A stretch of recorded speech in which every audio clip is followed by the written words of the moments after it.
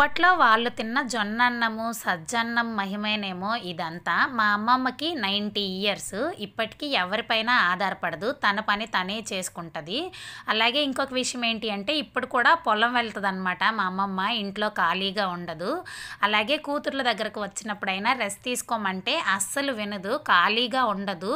తను ఉన్నంతసేపు ఏదో ఒక పని చేస్తూనే ఉంటది. కానీ ఖాళీగా ఉండడం, రెస్ట్ తీసుకోవడం లాంటివైతే అస్సలు చేయదు. అలా ఉంటేనే నాకు హెల్త్ బాగుండదు. ఏదో ఒకటి చేస్తేనే నేను హెల్తీగా ఉంటాను అని చెప్తదనమాట.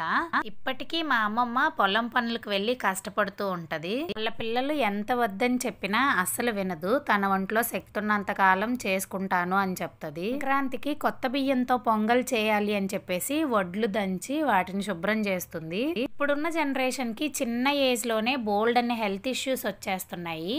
బట్ అప్పటి వాళ్ళు చాలా హెల్తీగా ఉండేవారు కదా. వీడియో నచ్చితే చిన్న లైక్ ఇచ్చి సబ్స్క్రైబ్